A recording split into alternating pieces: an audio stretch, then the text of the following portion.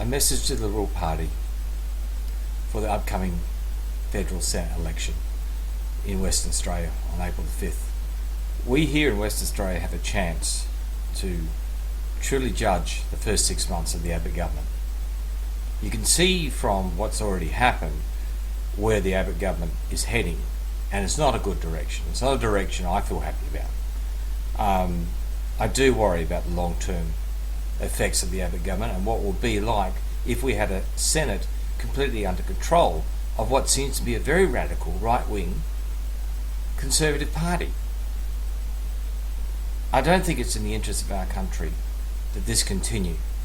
If this coming Senate election is so important that so many people who may have voted Liberal in the last federal election reconsider their vote and really truly ask themselves what it is they want out of Australia.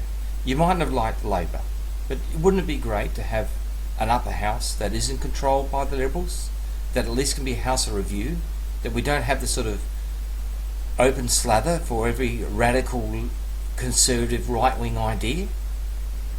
Let's go through them. We've got, for example, the flirting with bigotry for political gain by the Liberal Party. The Attorney General coming out and saying that it's okay for bigots to be bigots and for them to have freedom of speech. That's just crap. The removal of Section 18C from the Racial Discrimination Act, which actually was a key section which actually stopped the absolute open, violent vitriol towards ethnic minorities and religious minorities in our country. This is not good. To give even more media to the likes of Rupert Murdoc. He already owns 70% of Australians' known media outlets, both in television and radio, and on other print media and so forth. I mean, it just goes on. We know that he supported the Liberal Party in the last federal election. It's pretty obvious why, because I do believe the figure is about 940 million tax bill that he got let off on. And then you've got the situation where Abbott expects to because of the support that Rupert gave Abbott, that Abbott has to deliver to Rupert. Well, I'm sorry, I don't think Australia's media and democracy is Rupert's to own.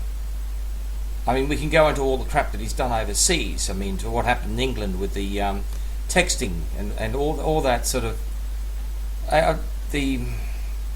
it just is not what we want in this country. And then we've got the situation with Bronwin Bishops as a speaker in the lower house. She is blocking Labor and the Lone Green representative from actually challenging the Liberal Party on its policies and asking real questions. She is vehemently throwing them out of Parliament, blocking their talks and speeches. She's just basically making the parliamentary democracy an impossible place for the opposition to operate. So this is really important. For the Senate is going to be the last house, the House of Review, the upper house, where the opposition can actually function and actually bring the Abbott government to heel and genuinely challenge his political viewpoints and policy platform.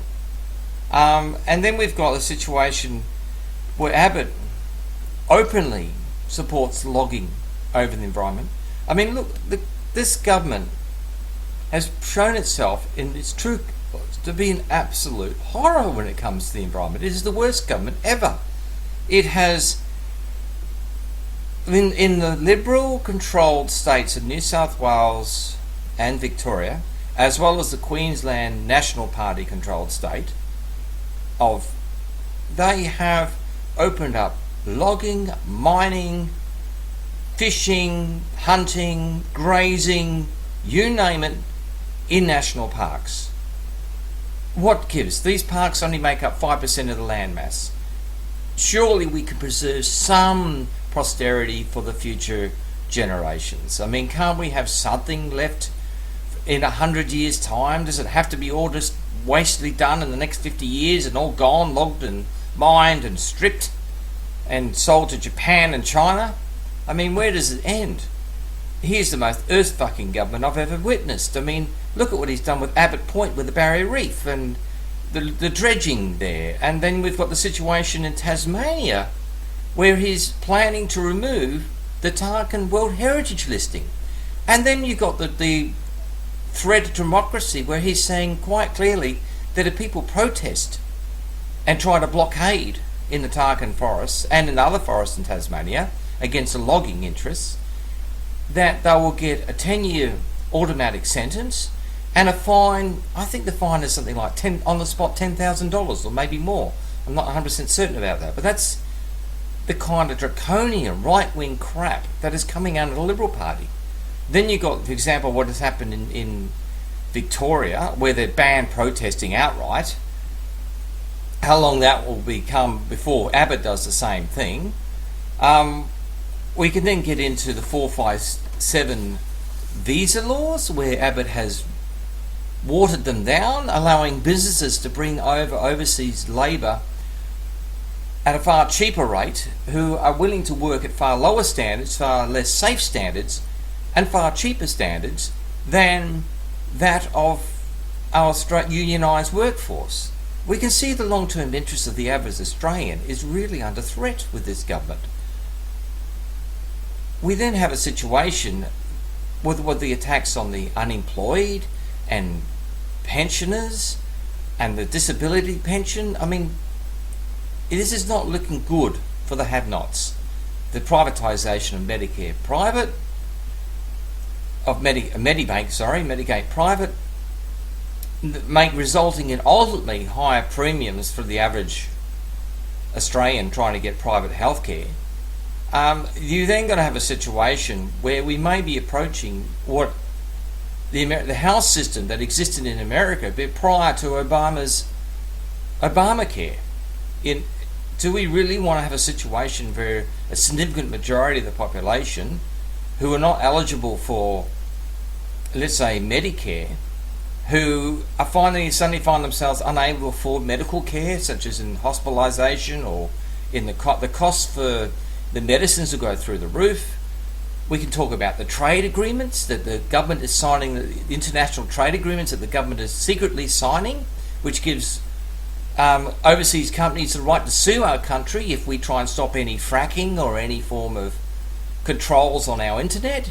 I mean, as in they want to stop us from having freedom of speech on the internet. I mean, we can go on. This is a very frightening government. This has been scary. I really ask people, if you voted Liberal in the last federal election, reconsider your vote. I mean, there are alternatives. You might want. I personally support the Greens. I think a lot of the Greens have a lot to offer. Labor has something to offer. I mean, Palmer even. I mean, even the National Party, or even other minority parties. Just don't vote Liberal. We really need an upper house that is a genuine last bastion of House of Review and democracy in our country. We can't afford to give Abbott an open book.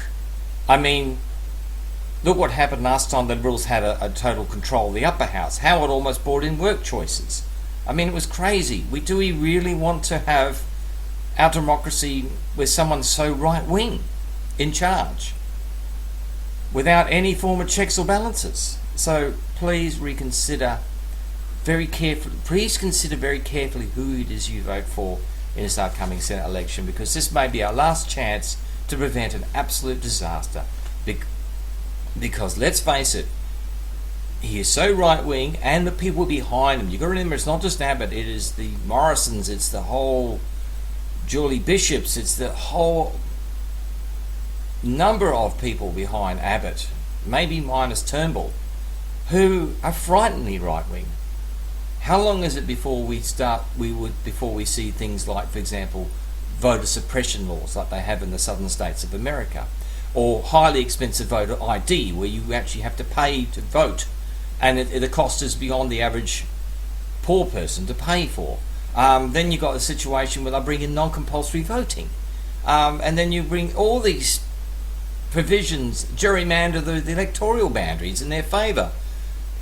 The disaster as a result, we could have a situation where democracy is a joke in this country, where ultimately we will have a permanent right-wing, hard, conservative, fascist government in control of our country. And it will take an enormous struggle.